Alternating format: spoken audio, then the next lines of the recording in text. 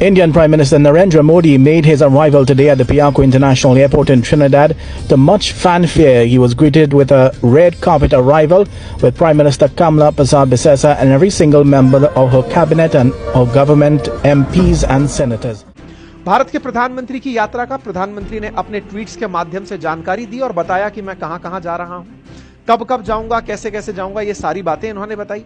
साथ ही साथ में ये भी बताने का प्रयास किया कि African Union and Economic Community of West African States को हैंडल करने के लिए मैं घाना की यात्रा पर जा रहा हूं। टाइम पीरियड्स बताए गए, कितने टाइम बाद, कितने दिनों बाद भारत के प्रधानमंत्री कहां कहां जा रहे हैं।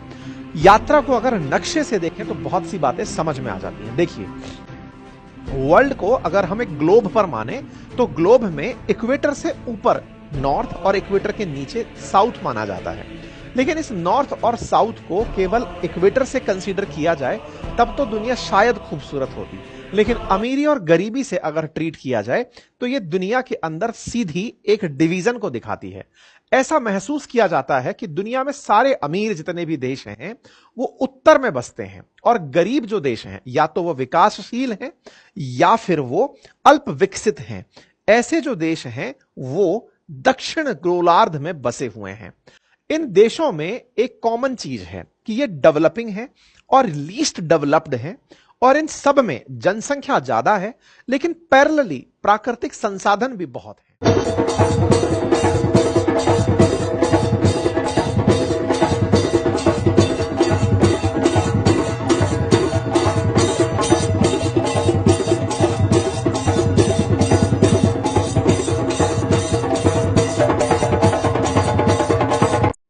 प्राकृतिक संसाधन इन्हें प्राइमरी इकोनॉमी के अंदर बहुत बड़ा एडवांटेज देते हैं।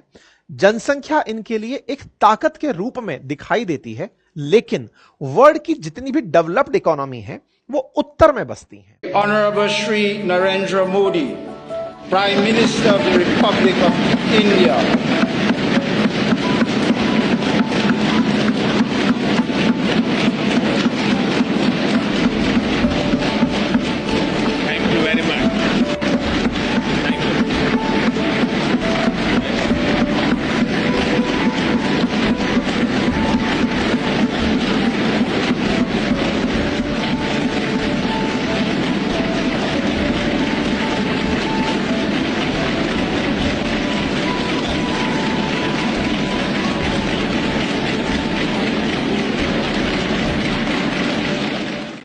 ऐसा नहीं है कि उत्तर ठंडा है इसलिए बसती हैं।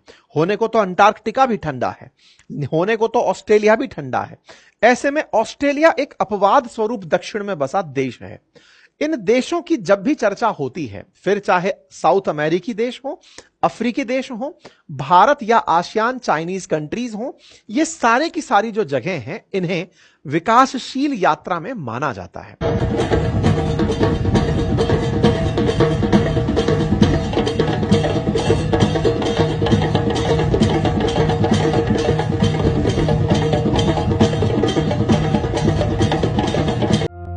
On your first visit to our country, you were not then Prime Minister, but a cultural ambassador as part of the World Hindu Conference. Today, sir, you return as the head of a government of more than 1.4 billion people.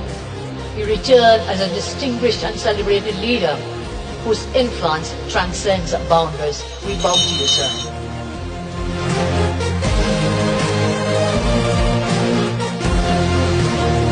विकासशील यात्रा में भारत और चीन बाकी बचे और दुनिया के देशों में से ये जो ग्लोबल साउथ के देश हैं इन्हें साउथ साउथ पार्टनरशिप के नाम से मदद करते हैं। मतलब हम तो खुद भी साउथ में हैं और अपने जो साउथ में देश हैं, दक्षिण, उत्तर और दक्षिण, ऊपर की तरफ नॉर्थ और नीचे की तरफ दक्षिण, ट्रीटमेंट इस तरह से कि हम भी दक्षिण में ही हैं, दक्षिण से दक्षिण की मित्रता, इसे साउथ साउथ पार्टनरशिप के रूप में देखा जाता है।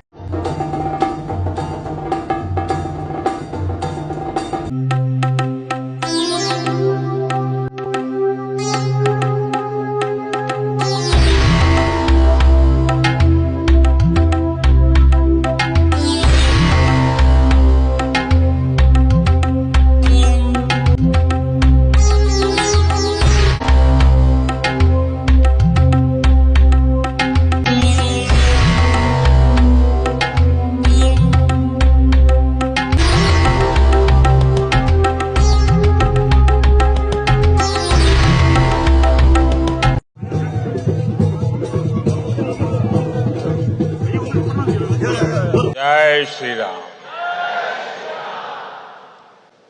Can you mark something? What a coincidence.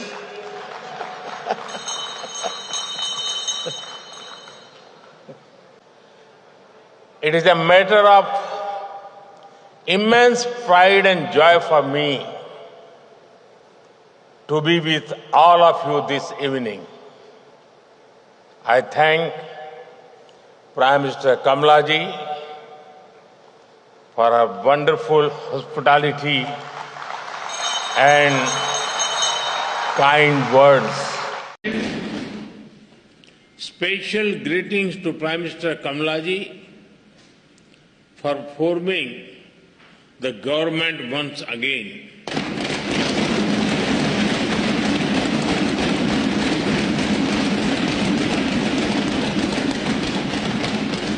And I wish her continued success as she leads this great nation towards sustained growth and prosperity.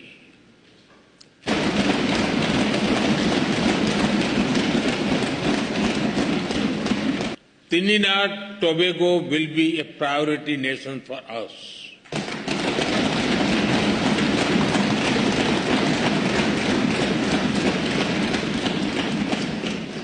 We will share our expertise in agriculture, horticulture, and food processing. Machinery from India will support our agro industry. And because development is about dignity, we will organize an artificial limb fitment camp and differently able citizens here.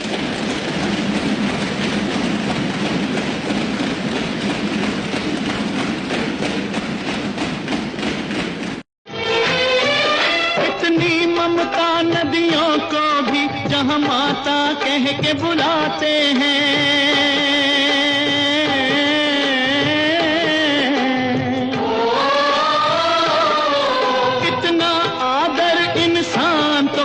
पत्थर भी पूजे जाते हैं।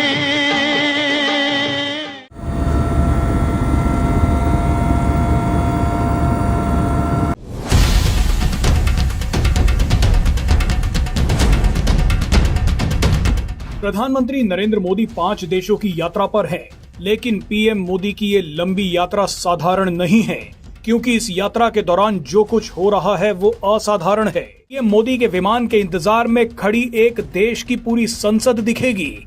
इसके अलावा शेरवानी और सहरा पहने एक विदेशी सांसद दिखेंगे। सवाल है कि यहाँ क्या चल रहा है? रणनीति और क्रोनोलॉजी के तहत इन 5 देशों में कदम रख रहे हैं। वो एक खतरनाक चक्रव्यूह जैसा डिजाइन क्यों बना रहा है? पीएम मोदी भारत से निकले और उसके बाद अफ्रीकी देश घाना पहुंचे। घाना से निकलने के बाद पीएम मोदी एक छोटे से कैरेबियन देश ट्रिनिडाड और टोबैगो पहुंचे। इसके बाद अर्जेंटीना का नंबर है। फिर ब्रिक्स सम्मेलन में शामिल होने के लिए पीएम मोदी ब्राजील पहुंचेंगे और आखिर में अफ्रीकी देश नामीबिया जाएंगे। इसके बाद पीएम मोदी भारत लौट आएंगे। आप यात्रा के पड़ाव और इस चक्रव्यूह को ध्यान से देखिए। ये कोई संयोग नहीं बल्कि एक बहुत सफल और रणनीतिक प्रयोग है। ये सभी वो देश हैं जो ग्लोबल साउथ बनाते हैं। ग्लोबल साउथ के देशों में विकास की जबरदस्त संभावनाएं हैं, प्राकृतिक खनिज भंडार हैं और युवा जनसंख्या जैसी चीजें हैं जो इस पूरे इलाके को महत्वपूर्ण बनाती हैं। अब इसी ग्लोबल साउथ का लीडर बनने की रेस भारत और चीन के बीच में है।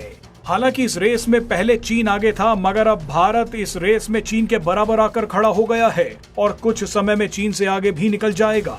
ग्लोबल साउथ के जिन 2 बड़े महाद्वीपों पर भारत और चीन की टक्कर चल रही है, उनमें सबसे बड़ा है अफ्रीका और दूसरा है साउथ अमेरिका का एक बड़ा हिस्सा।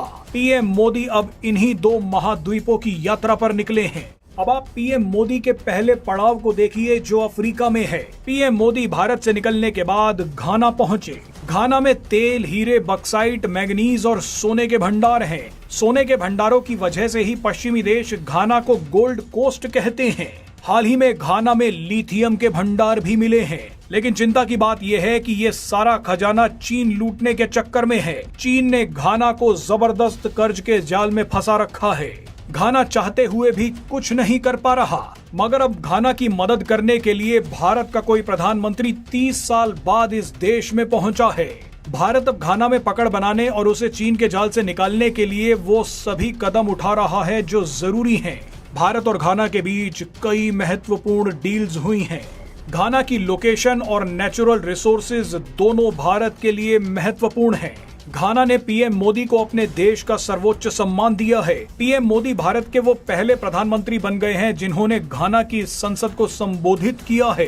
पीएम मोदी को खुश करने के लिए घाना के सांसद भारतीय कपड़ों में आ गए। एक सांसद तो शेरवानी और सहरा पहनकर पहुंच गए, तो वहीं एक महिला सांसद भी भारतीय कपड़े पहनकर पहुंच गईं। पीएम मोदी भी ये सब कुछ देखकर खुश हो गए। घाना भी चीन से बचकर भारत के साथ आना चाहता है, क्योंकि भारत किसी देश को लूटने के लिए उसकी मदद नहीं करता। बहरहाल घाना से निकलने के बाद पीएम मोदी साउथ अमेरिका के पास एक छोटे से कैरेबियन देश त्रिनिडाद और टोबैगो पहुंचे। पीएम मोदी के स्वागत के लिए त्रिनिडाद और टोबैगो के 42 सांसद और मंत्री पहले से ही एयरपोर्ट पर मौजूद थे। आपने कभी इस तरह का भव्य स्वागत देखा है? आपको जानकर हैरानी होगी कि त्रिनिडाद और टोबैगो की 40% से ज्यादा आबादी भारतीय मूल की है। इनमें राष्ट्रपति क्रिस्टीन कार्ला कंगालू और प्रधानमंत्री कमला प्रसाद बिसेसर शामिल हैं। त्रिनिडाद और टोबैगो में ज्यादातर लोग भोजपुरी बोलते हैं, क्योंकि उनकी जड़ें बिहार और आसपास के राज्यों से जुड़ी हैं। इसके अलावा यहाँ पर छठ से लेकर होली, दिवाली, गणेश चतुर्थी सब मनाया जाता है। यहीं पर घाना की प्रधानमंत्री के साथ बैठकर पीएम मोदी ने पत्ते में खाना खाया। इस पत्ते को सोहारी पत्ता कहा जाता है। त्रिनिडाद और टोबैगो भी बेहद ही स्ट्रेटेजिक लोकेशन पर स्थित है। इसके आसपास सभी देशों में तेल के प्रचुर भंडार हैं। खुद त्रिनिडाद और टोबैगो में हाइड्रोकार्बन्स के भंडार मौजूद हैं। यहाँ से निकलने के बाद पीएम मोदी अर्जेंटीना पहुँच रहे हैं। अर्जेंटीना के पास दुनिया के दूसरे सबसे बड़े लिथियम भंडार हैं। इसके अलावा अर्जेंटीना के पास शेल गैस के भी दूसरे सबसे बड़े भंडार हैं। अर्जेंटीना के बाद पीएम मोदी ब्रिक्स सम्मेलन में शामिल होने के लिए ब्राजील पहुंचेंगे। ब्राजील के बाद पीएम मोदी नामीबिया आ रहे हैं। नामीबिया यूरेनियम भंडारों के मामले में तीसरे नंबर पर आता है। यानी ये पांचों देश खास और रणनीतिक जगह पर स्थित हैं। इन सभी के पास जबरदस्त प्राकृतिक भंडार हैं और अब ये सभी चीन से मुक्ति पाने के लिए भारत का हाथ पकड़ रहे हैं।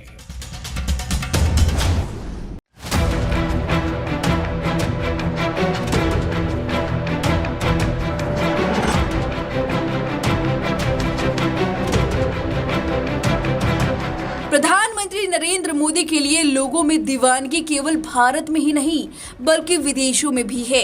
इसका नजीर पेश हुआ है उनके 5 दिवसीय विदेशी दौरे में। घाना से शुरुआत हुई, फिर त्रिनिदाद पहुंचे, जहां बिहारी महिलाओं का उन्होंने दिल ही लूट लिया। हमारे पीएम जी जो ऐसे बोला आज सबके दिल को छू लिया। एकदम एक सब्जेक्ट ही नहीं छोड़ा।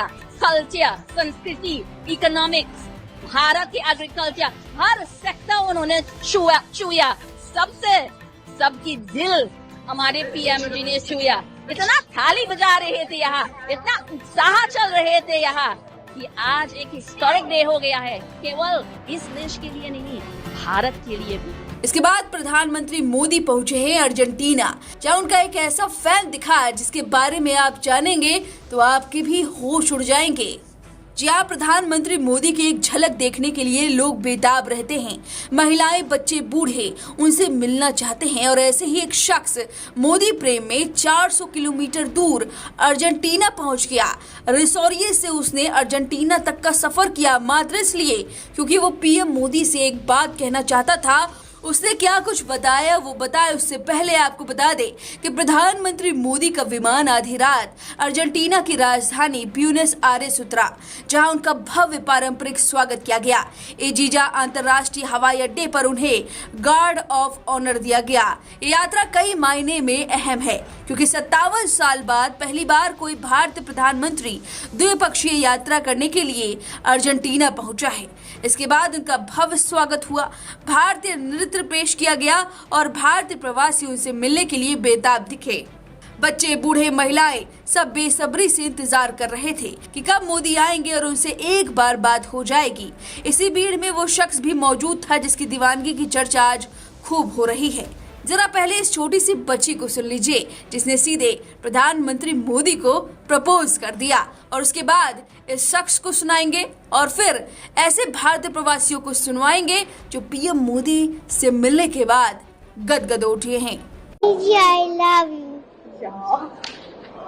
मेरा नाम विजय कुमार गुप्ता है। मैं रोसारियो से आया हूँ। यहाँ से 400 किलोमीटर दूर है सिर्फ मोदी जी को हेलो बोलने के लिए, आने के लिए, यहाँ पे इस छोटी सी कम्युनिटी के लिए इतना सब कुछ करने के लिए और इंडिया की रेपुटेशन भी बढ़ाने के लिए। जी, उनको हाथ मिलाने का मुझे मौका मिला एक बार। जी, मैं तो वही बोलूँगा, Modi ji is the best. जोश काफी अच्छा है, काफी वो कहते हैं ना कि जोश is very high right now, और हमारा सौभाग्य है कि हम पीएम से यहाँ पे मिल रहे हैं, एक अर्जेंटीना, और हम चाहते हैं कि आने वाले टाइम पे अर्जेंटीना और भारत के संबंध और मजबूत बढ़े है। मैं यूपी से इंडिया, यहाँ पे 10 साल हो गए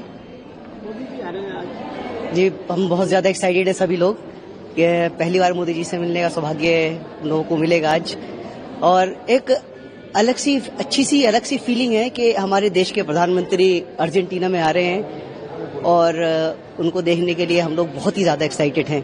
तो इसीलिए हम यहाँ पे सब लोग इकट्ठे हुए हैं, बहुत ज्यादा खुश हैं अंदर से, क्योंकि इंडिया में तो ये सौभाग्य कभी हमें नसीब नहीं हुआ। तो यहाँ पे हमारा ये सपना पूरा हो रहा है कि अपने प्रधानमंत्री से मिल पाएंगे और उसके अलावा अपने बाकी कम्युनिटी के लोगों से भी रूबरू हो पाएंगे, इधर मिल पाएंगे। Hello, I'm Deborah and I love India and I love culture of India, mandalas, rangolis and Ayurvedic massage. So the spiritual vibes also, and everything is fantastic. Well, it was a life-changing experience for sure. We have been working hard for giving the best to represent these Indian dance forms with so much respect from our sides. So I'm really happy now. I think he enjoyed it. He was watching at us like very carefully, and he even congratulated us. So it was a very intense experience. Am I feeling happy now? Your name first of all on the camera. My name? Namaskar. I am Anandini Dasi. Anandini, how was your experience? You met Indian Prime Minister Modi. What sort of dance performance you performed in front of him? And how was the entire experience to meet Prime Minister Modi?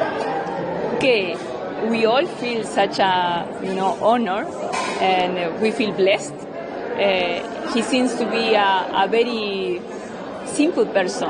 I was really surprised about that because he was carrying the children, and observing our, small performance. So we were working so hard, to offer a proper welcoming to him, a very traditional one, because we want to work all together, just trying to spread the best of Indian culture, this sacred heritage, we all are working for that.